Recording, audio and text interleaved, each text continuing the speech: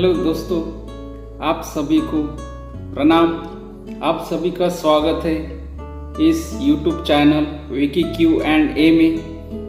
तो हमारा जो सेशन चालू है दोस्तों ब्रह्मचर्य का, उससे आगे बढ़ाते हुए हम शुरू करते हैं आज का टॉपिक।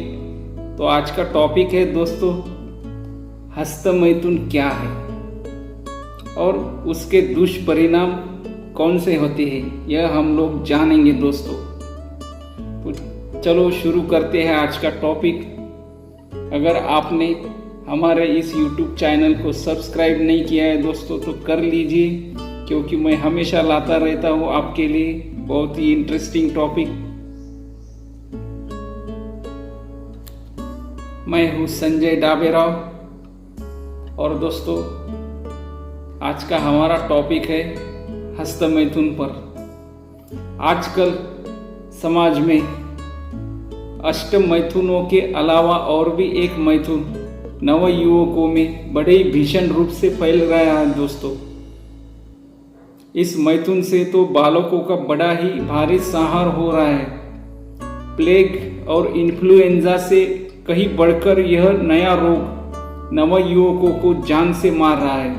यही नहीं बल्कि बड़े बड़े लिखे पढ़े हुए लोगों को भी इस काल के पंजे में मोहवश जाने को उकसा रहा है।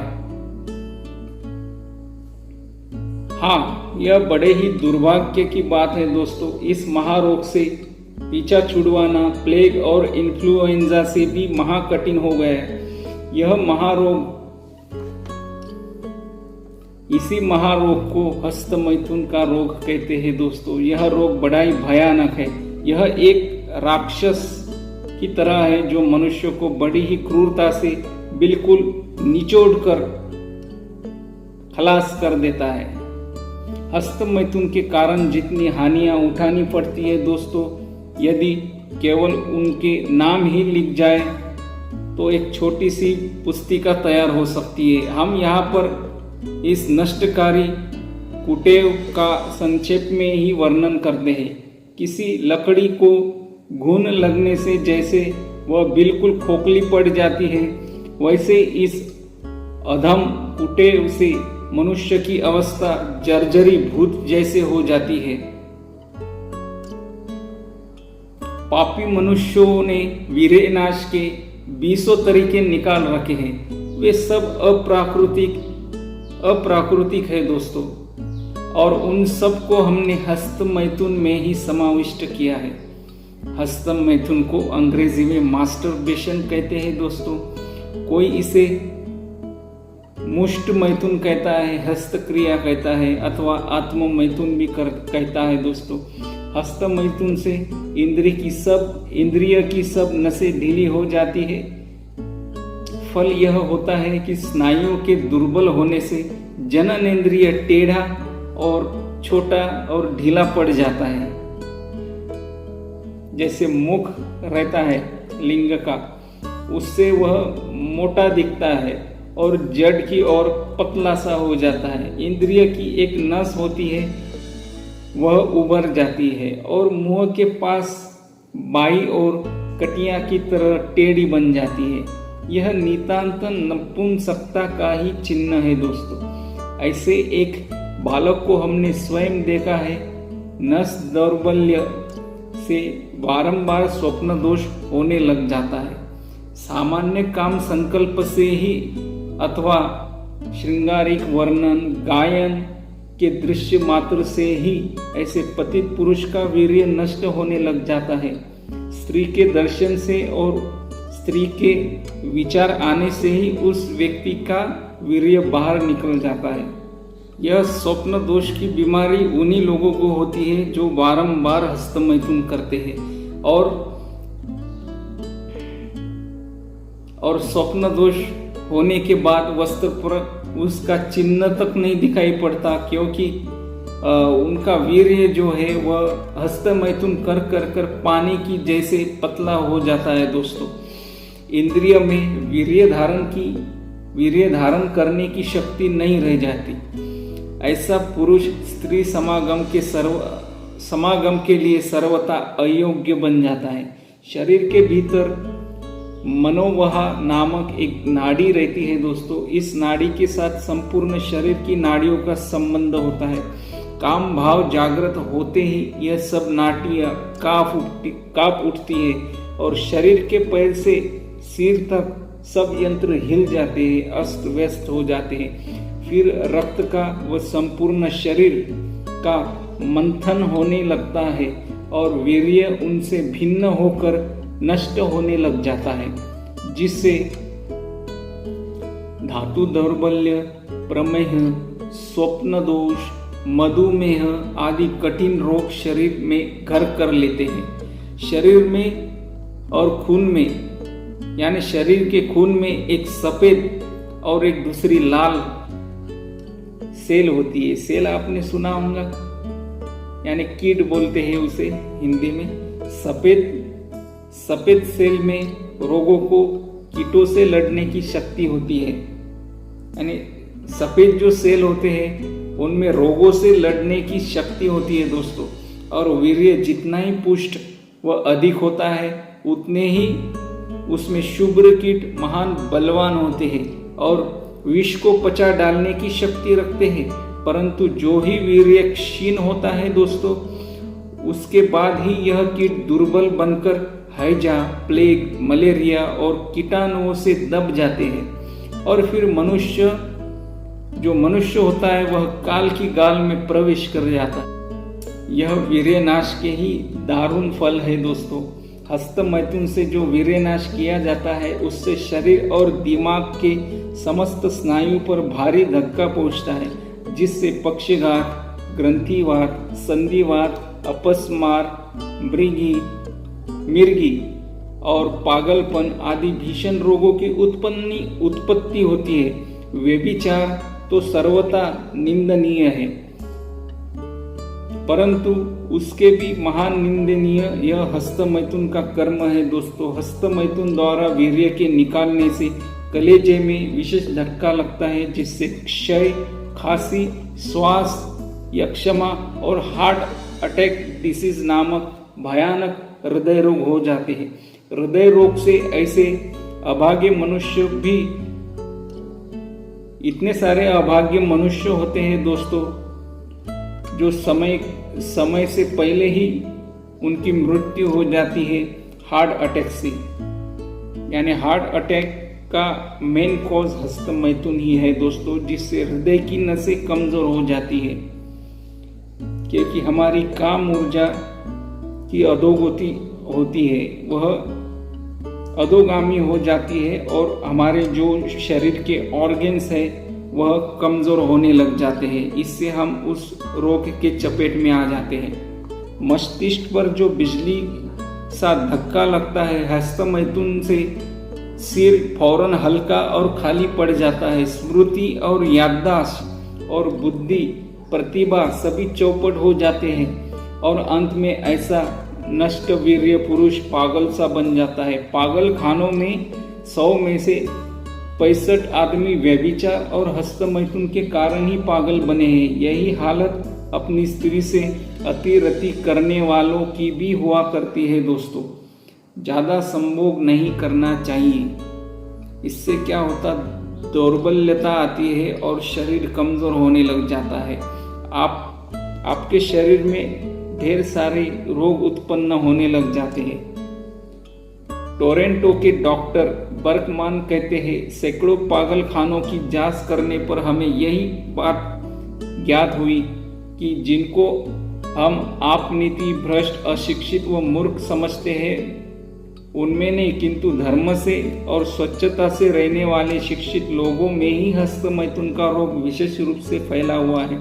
खेतों में शारीरिक परिश्रम करने वाले मूर्खों में नहीं, किंतु शहरों के पुस्तक कीट बने हुए नवयुवकों और आदमियों में ही यह घृणित रोग विशेष रूप से फैला हुआ है। और जो लोग पॉर्न वीडियोस देखते हैं ना दोस्तों, उनका तो कुछ कहा नहीं जा सकता, वो हमेशा ही हस्तमैथुन करते हैं। पॉर्न वीडियोस देखना ही गलत है। पॉर्न वीडियो इसलिए ही बनाए जाते हैं कि हमारी जो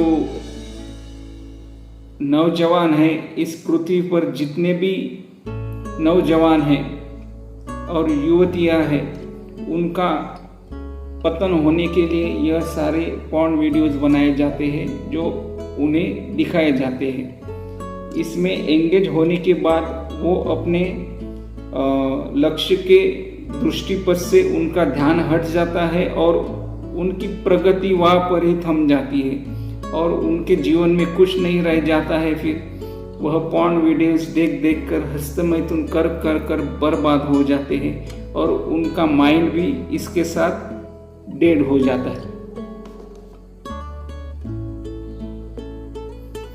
माता पिता इस भीतरी कारण को नहीं जानते। वे समझते हैं कि परिश्रम की अधिकता से ही बालकों की ऐसी दुर्दशा होती है। मस्तिष्क कमजोर होते हैं, आंखों की ज्योति और कान दांत की शक्ति भी कमजोर हो जाती है, बाल झड़ने और पकने लगते हैं। राजा के घायल होते ही जैसे संपूर्ण सेना अस्त व्यस्त हो जाती है, उसी प्रकार वीर्य रूपी राजा को आघात पहुंचते ही शरीर की इंद्रिय रूपी सेना अस्वस्थ और कमजोर हो जाती है। आँख, कान, नाक, जीवा, वाणी, पैर, त्वचा, आते और मल मूत्र इंद्रिय अपना काम करने में असमर्थ हो जाते हैं। फिर ऐसे पुरुष का बहुत ही जल्द नाश होना तय है। हस्तमैथुन से संपूर्ण शरीर ढीला, फीका, दुर्बल व रोगी बन जाता है। मुख की कांति जैसे चली जाती है और मुख पीला पड़ जाता है। ऐसा पुरुष जीवित रहते हुए भी मुर्दे जैसा दिखता है दोस्तों, बहुत ही खराब होता है। जिस विषयानंद को कामी लोग ब्रह्मानंद से भी बढ़कर समझते हैं, वह विषयानंद भी ऐसे पतित पुरुष ज्यादा दिन तक नहीं भोग सकते। इंद्रिय दुर्बलता के कारण, अनन्य रोगों के कारण वे गृहस्थ सुख भी नहीं भोग सकते। उनकी संतान उत्पादन शक्ति ही नष्ट हो जाती है, जिससे इनकी स्त्रियां वंध्या बनी रहती है। उन्हें वह गर्भ धारण ही नहीं कर सकती है, क्योंकि उनके पुरुष हस्तमैथुन कर कर कर संतान उत्पत्ति के लायक नहीं रह जाते।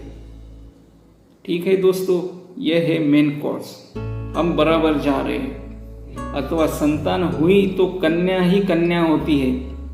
ये बात समझ में रखना दोस्तों थोड़ी। हस्तमैथुन करने वाले लोगों को कन्या ही होती है, और जो ब्रह्मचारी होता है उसने एक बार भी संभोग किया ना तो उसे पुरुष ही होगा। जो बालक होगा, बालक के रूप में ही संतान उसके जीवन में आएगी और वह अपने पत्नी को आनंद की अनुभूति कर सकता है, उसे सुख प्रदान कर सकता है एक ब्रह्मचारी।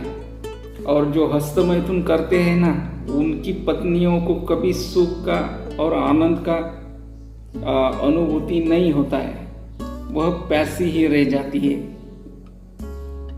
या फिर वो व्यभिचार के मार्ग पर लग जाती है। क्योंकि काम वासना की आग जिस तरह भड़क जाती है ना दोस्तों, उसको शांत करना बहुत ही मुश्किल होता है। और इस हस्तमैथुन का सहारा लेकर ही मजबूरी में यह लोग ऐसा कर्म कर बैठते हैं जो उनके शरीर के और उनके प्रकृति के खिलाफ है। ऐसे लोग काम के मारे बेकाम बन जाते हैं। संतति सुख से वे हाथ धो बैठते हैं। उनकी स्त्रियों को कभी संतोष नहीं होता, फिर वे व्यभिचार करने लगती है।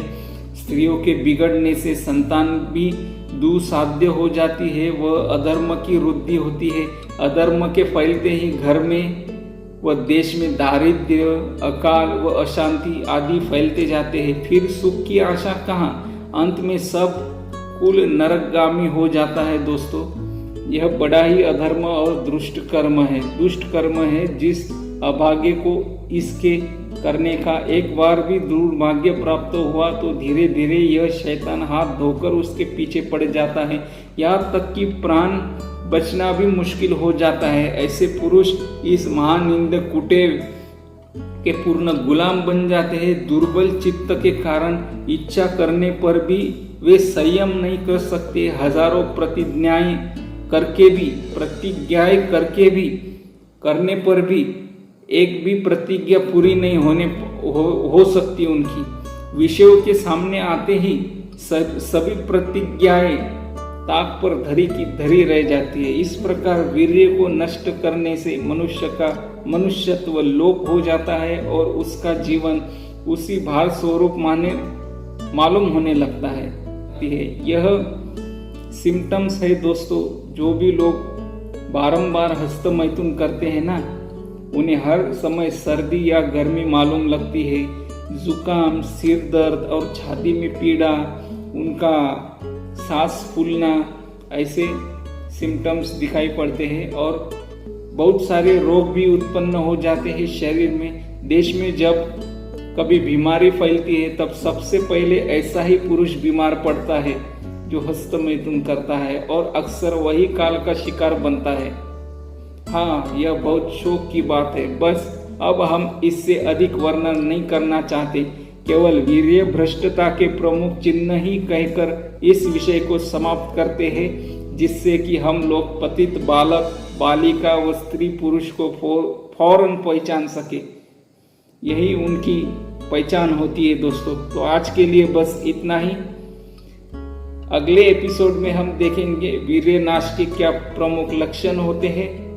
तो दोस्तों, आपसे विदा चाहता हूँ। अगर आपको हमारा यह वीडियो पसंद आया है तो हमारे चैनल को विकी Q&A को सब्सक्राइब करना ना भूलें और दोस्तों के साथ शेयर करें, वीडियो को लाइक करें। जय हिंद, जय भारत।